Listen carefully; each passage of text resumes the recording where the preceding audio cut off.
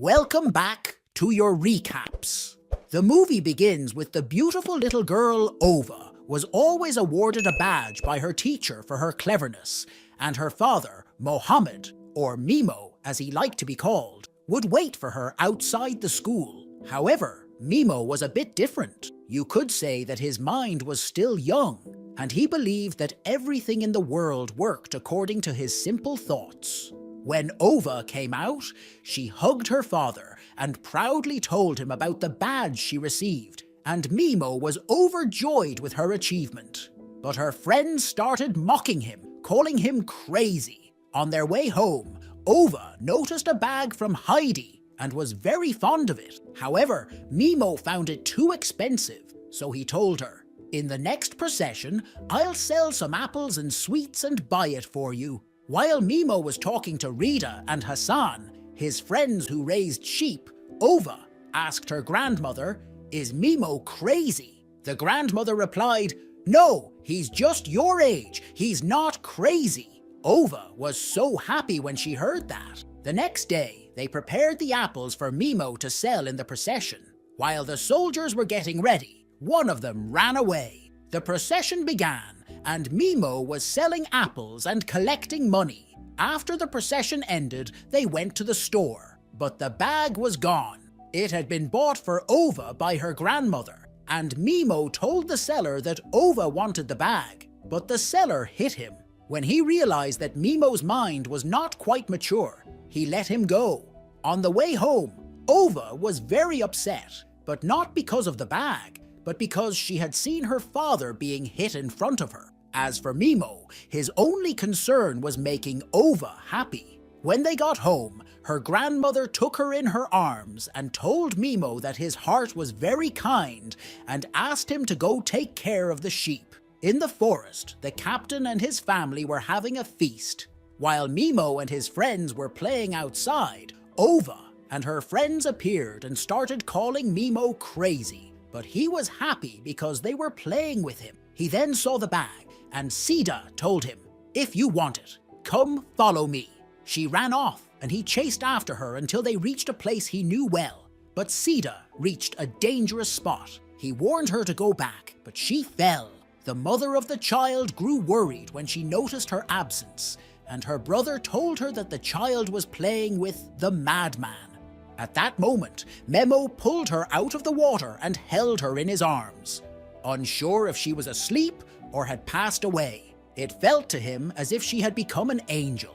The child's family arrived and were devastated to find her dead. Her father was so enraged that he attempted to kill Memo, but the guards intervened just in time. However, they did not stop there. They beat and tortured Memo until they forced him to sign a confession for a crime he didn't commit. The confession was later presented to the commander, who went further by personally hitting Memo as well. Outside the prison, Ova and her grandmother were waiting, hoping to see him, but the soldier informed them it was impossible since he killed a child and there were witnesses.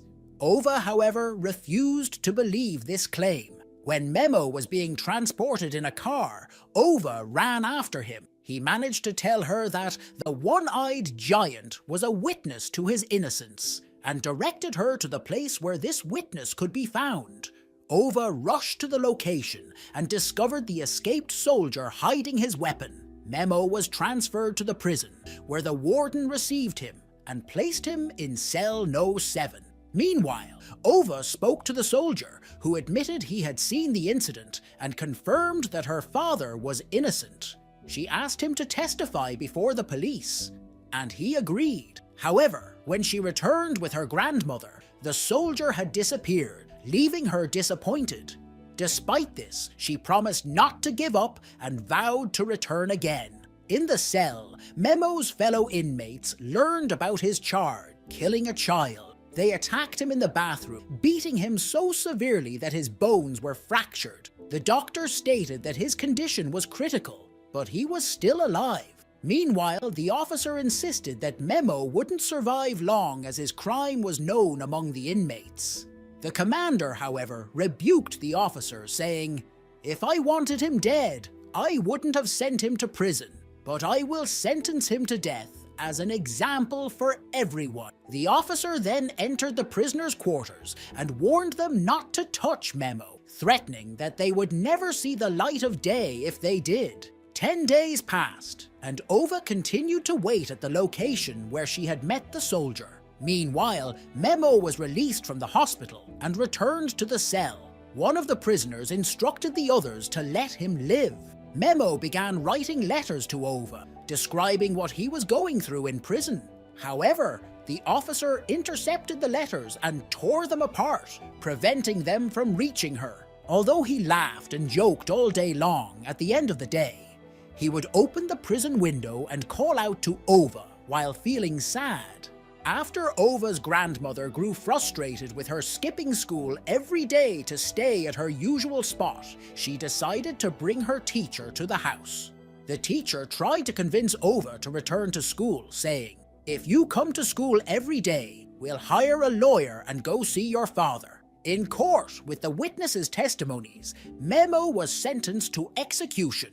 Even though Ova and her grandmother obtained permission to visit him, they were denied the chance to see him. One day, while the warden was speaking with the teacher, Ova quickly ran toward the prison wall and called out for Memo. He came out, overjoyed to see her, but their reunion was short-lived as the guards took him back to his cell. In the cell, the prisoners discussed Memo, saying, "There's no way someone like him could kill a child." Sheikh Hafiz added, "Even if he's going to die, we must find a way for him to see his daughter." One night, a prisoner attempted to stab Escrozlo with a makeshift knife, but Memo intervened to save him and was stabbed in the stomach instead. Escrozlo was shocked by Memo's act of bravery and decided he would ensure that Memo saw his daughter, no matter what.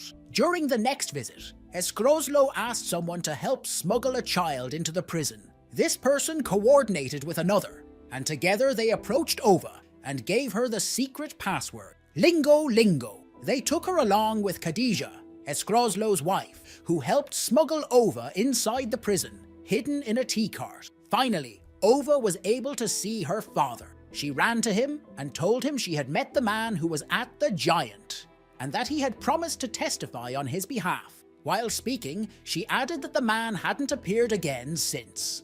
Ova spent time with her father and the other prisoners, getting to know each of them and hearing about their crimes.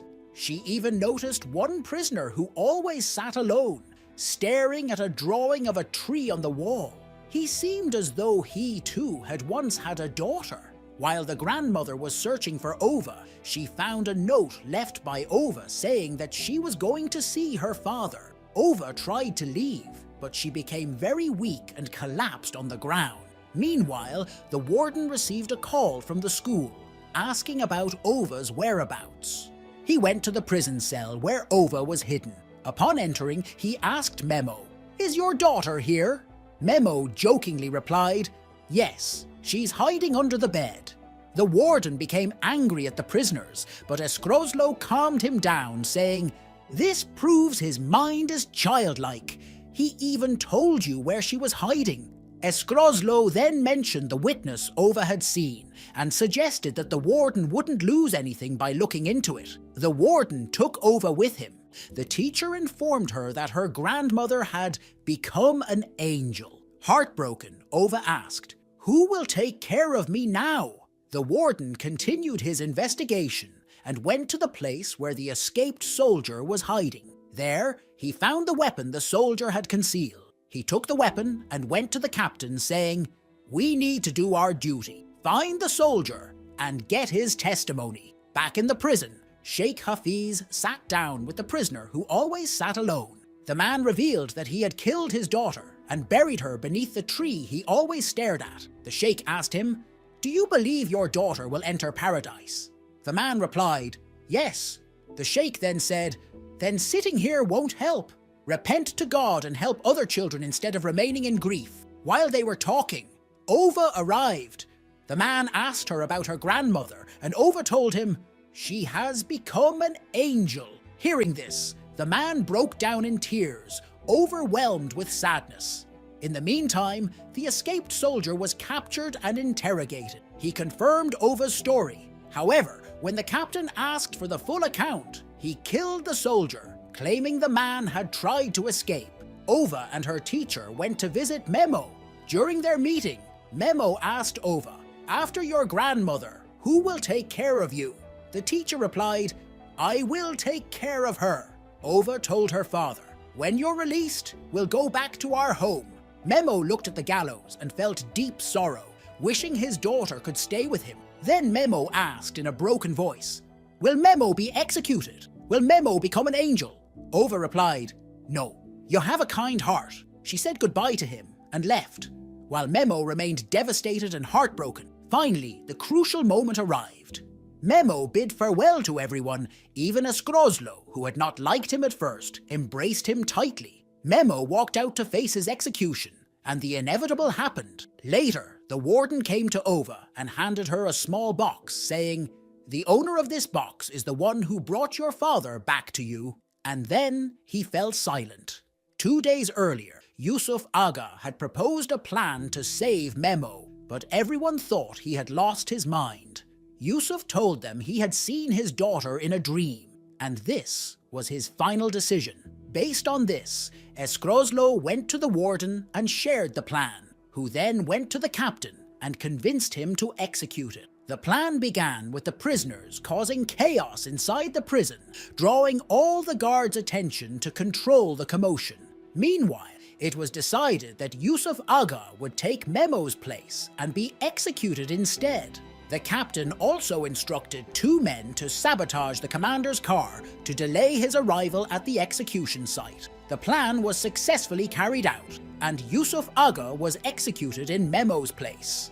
The next day, it was announced that Memo had escaped during the chaos. The warden later returned to Ova and said, "The owner of this box is the one who saved your father." Then he hugged her warmly, carried her on his back, and they played together in a moment of love and joy.